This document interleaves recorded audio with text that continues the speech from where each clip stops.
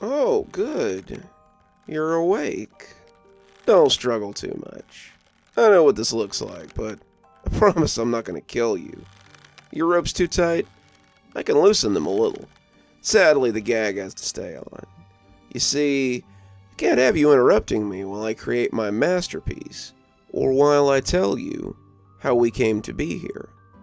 Do you recognize me? No? Maybe you're not an art lover. My name is Roland DePriest, and I'm a world-renowned artist. My work has been seen in galleries, museums, and was once the showcase of any place it was housed. The critics said my eye for color and my ability to capture the human condition in a simple brushstroke was astonishing, even peerless. I had the ear of the world, and whatever I painted turned to gold. It was to be expected, of course. Are you sure your hands aren't too tight? I can loosen them a little. Well, all right, if you're sure. I'd offer you something to drink, but all I have is wine, and I dare say it might react badly to the sedatives I gave you earlier.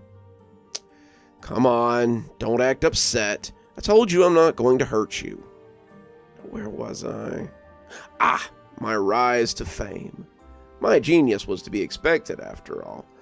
From a young age, I showed sublime talent with the brush. I had an eye for detail, and a notable presence on the canvas.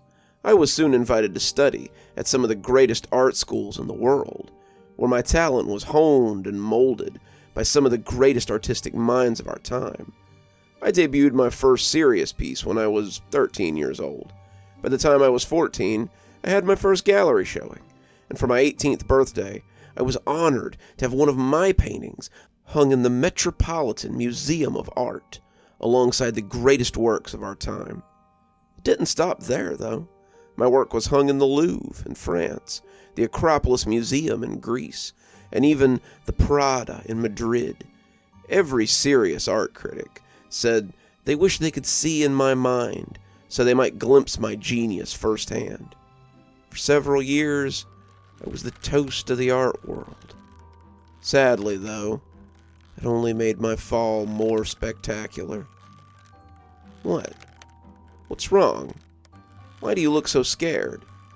Oh, but of course, I guess it's a little disconcerting to see a man who's kidnapped you holding a gun. Don't weep so. Tonight, this gun is my brush, and the walls of this basement are my canvas. For the love of God, stop struggling. Tonight, you're going to be part of history, and you're shaking and flailing like I'm a wild animal. Now you've made me lose my train of thought. Where was I? Ah, yes, my fall from grace. Wasn't a lapse in my talent, you understand. My genius never wavered. But these Philistines grew bored with my work. The critics, men who had once praised me as a genius, now saw my art as overdone, reminiscent of earlier works. They wrote articles about how I had peaked at 20, about how I should be proud of my accomplishments, how I should cease to embarrass myself by continuing this sad campaign. They, again, wrote how they wished they could get a look inside my head, the mind of the artist, so they could see where it all went so wrong. I tried modern art, living art, interpretive art, but it all amounted to the same thing.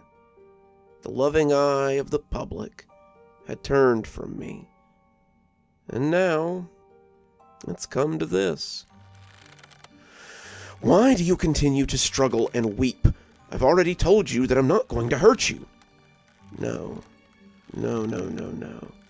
Your job is to tell the world about my latest work. You're the herald of my genius, and you must tell the art world what I cannot. Listen to the sound the cylinder makes when I spin it. Such a smooth sound, isn't it? You see, my friend, I've decided to give the art community just what it always wanted. If they want to see what's inside the mind of an artist so badly, then they're going to love my last piece. Ah, there they are. I can hear the sirens outside now. I called the police 10 minutes ago. Told them where to find us. It will take them another few minutes to break down the door and make their way to the basement. But it'll be too late by then. I'm going to remove your gag now, so you can help them discover my latest art piece. And remember, a call the line of an artist.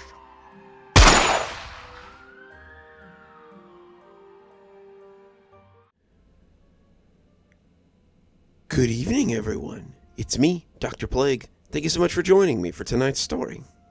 If you think you might be able to handle just one more creepy tale, go ahead and click on one of the stories you can doubtlessly see appearing at the end of this one. If you're not subscribed, go ahead and hit that subscribe button too. Maybe hit that bell so you don't miss any of the spooky things that we do here. If, like so many of my patrons, you decide you'd like to get your spooky a little bit earlier, why not come on down to Patreon and have a look at some of the great tiers that I have. My $5 tiers get their spooky a little early, and they have their name read out at the end of every TikTok and every YouTube video that I make. If you'd like a copy of my latest book, there's a link below to my Amazon profile. I've got mini books. I'm sure you'll find one that'll suit you there. I always recommend Stragview Stories, as it's the one I'm the most proud of. It contains a large collection of prison horror stories out of Stragview, the prison that I've made in the Georgia hills. So, if you'd like to have a look, come on down. Before we go, let's go ahead and thank our patrons. Thanks to Janet for being our Spooky Skeleton tier contributor, and thanks to Winter, Xaronan, Emily Coltsfoot, Stephanie Carrington, Marianne Schuler, Tyler Parker, and Jennifer Damron for being my Ghostly Reader tier contributors. Thanks, everyone. We just couldn't do the show without you. And as always, thanks for stopping by. Dr. Plague, signing off. Have a wonderful evening.